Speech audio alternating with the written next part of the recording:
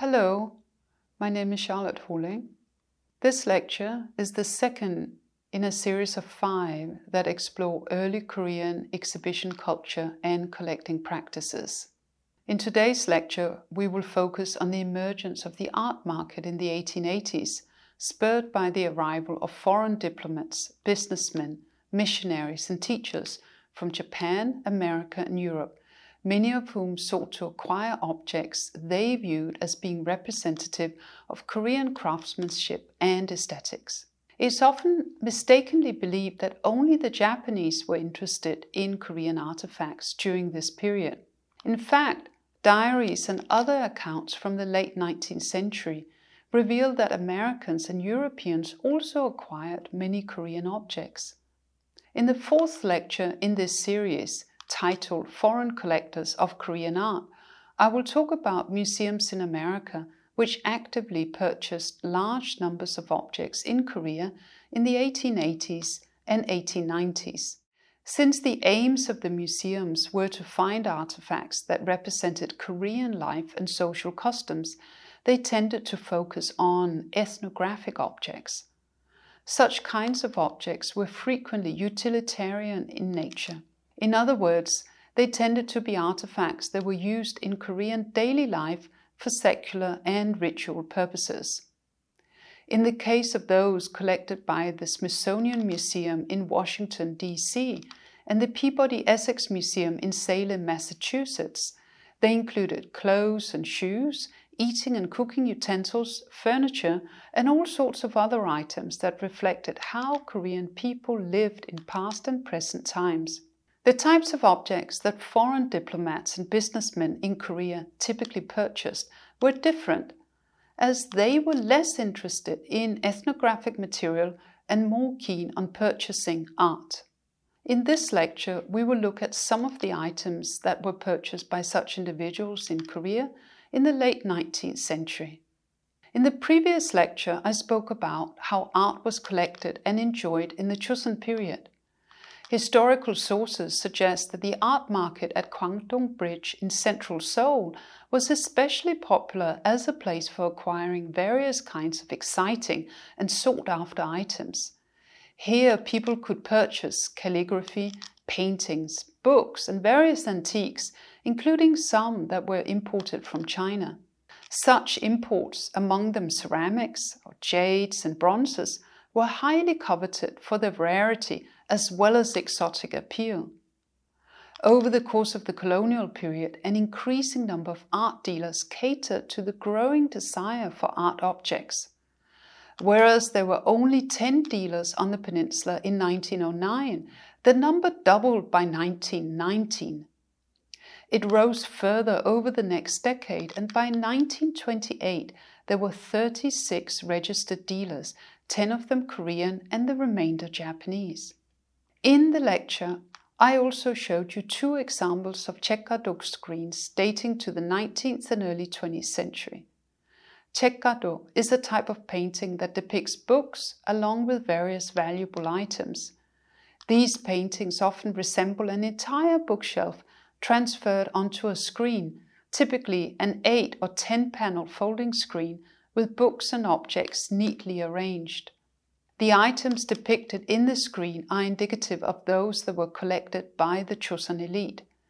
They included ceramics, bronze vessels, jade seals, watches, and other precious items that were appreciated for their aesthetic and symbolic value. The fact that many of them were rare objects, especially imported from China, made them even more popular. Possession of them reflected well on the owner, as they suggested that he was a man of high social standing with the economic means to purchase luxury objects. From the late 19th century onwards, Japanese, American and European residents in Korea began to purchase Korean works of art in Seoul. They were especially interested in objects that reflected unique characteristics of Korean artistic and cultural traditions. Many foreigners were especially drawn to green-glazed Celadon ceramics from the Goryeo period. Since large numbers of such ceramics were acquired by individuals and museum institutions, You can now see examples of them on display in America, Europe, and elsewhere. Here we see a beautiful vase from the 12th century in the collection of the National Museum of Korea. Since Celadon ceramics were enormously popular among collectors in Korea already from the 1880s, let me explain a little bit about them. They began to be manufactured around the time of the establishment of the Goryeo Kingdom, namely from the 11th century. However, in the 14th century, the production went into decline when the Goryeo rule came to an end. The wares are characterized by their glossy glazes in blue-green hues, refined forms, and elegant decorations. Celadon were used by members of the Goryeo royal family and the aristocratic elite for all manner of secular and ritual purposes, as verified in historical sources. For this reason, they are associated with elite taste and are believed to represent the highest level of artistic manufacture in the Goryeo dynasty. Even today, they are widely argued to exemplify one of the highlights of Korea's cultural achievements. The vase you see here has been designated a Korean national treasure, Gukbo in Korean, by the Korean government, reflecting its historical importance. The vase is decorated with motifs of peony and chrysanthemum flowers, which are rendered in black and white. The method of creating these designs is a unique characteristic of Goryeo Celadon ceramics. First, the motif was carved into the clay body, and the resulting grooves were covered with black or white slip. Slip is clay thinned with water. Excess slip was scraped off, and the piece was briefly fired at a relatively low temperature before being glazed and fired at a higher temperature of around 12,000 degrees Celsius. The ensuing inlaid design in black and white is clearly visible underneath the thin, translucent Celadon glaze. Another typical characteristic of Celadon ceramics are their beautiful shapes, as exemplified in this vase with its elegant downward turned lip, its slender neck, and delicate base. It is not known when Goryeo Celadon ceramics began to be purchased by foreigners in Seoul, but most likely this happened from the 1880s. One of the earliest records of this derives from a book written by the British Vice-Consul in Seoul called William R. Carles. Titled Life in Korea, it details society, culture, history and geography of the Korean peninsula. Carles wrote the book after he was stationed in Korea between 1884 and 1885. Prior to this time, he worked for the British Consular Service in China. I have added the book to the list of references, and since it is available online for free, you can easily find it. The book is important as Carles describes in detail his purchases of Celadon ceramics. He writes, "In the winter after my return to Seoul, I succeeded in purchasing a few pieces, part of a set of 36, which was said to have been taken out of some large grave near Kaesong. He purchased 2 ewers, a Maebyeong prunus vase, a bowl, a dish, 2 cups and 2 cup stands, and included drawings of them in his book.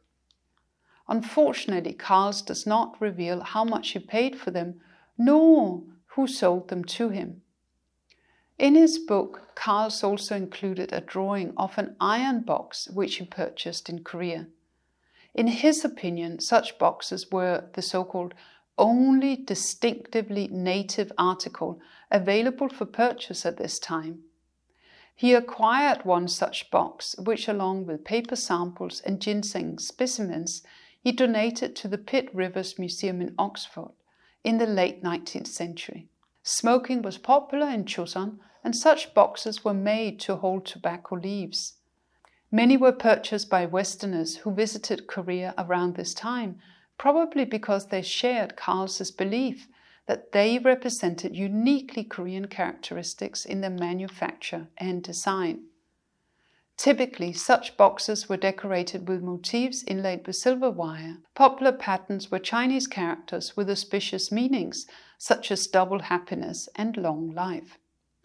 On the side of this box, you see a stylized character that reads Su, meaning long life.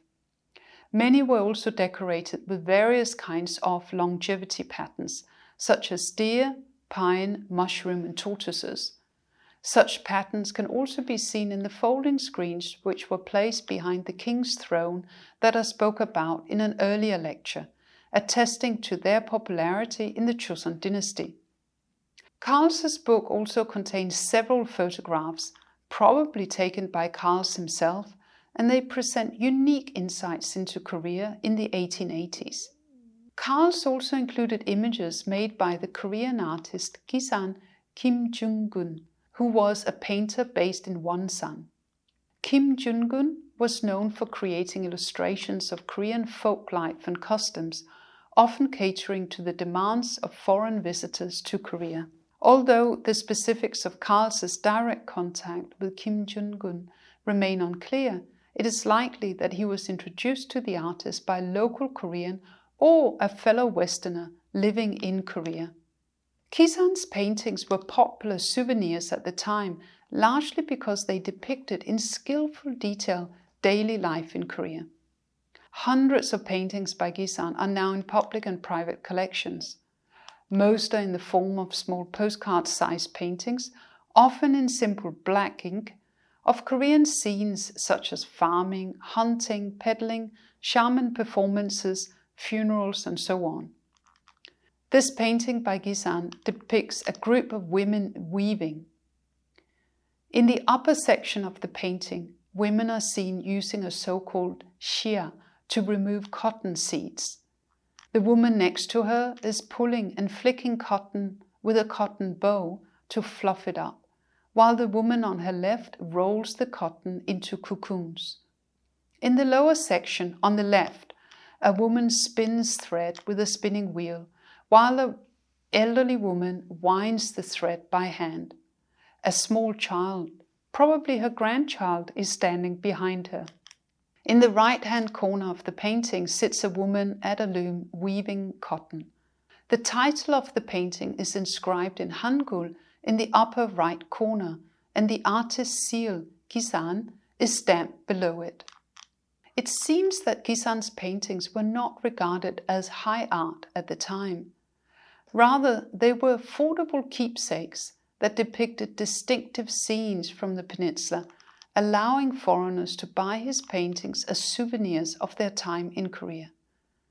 In a way, this is similar to how tourists used to purchase postcards of the places they visited on their travels. With the invention of the smartphone, postcards are no longer popular, as we can now capture images more easily, faster and cheaper with our phones, and we can easily share them with family and friends. This lecture has delved into the emergence of the art market in Korea during the 1880s. Building on the first lecture, which examined how art was appreciated and collected by the royal family and the elite Yangban class during the Joseon dynasty, we shifted our focus to foreign diplomats, businessmen, missionaries and teachers from Japan, America and Europe, and we considered their impact on the Korean art market. I introduced some of the objects that were typically purchased by them and questioned the popularity of such items as collectibles and souvenirs. The next lecture will center on the same period and examine Joseon Korea's interactions with foreign powers through its participation in international expositions held in America and Europe.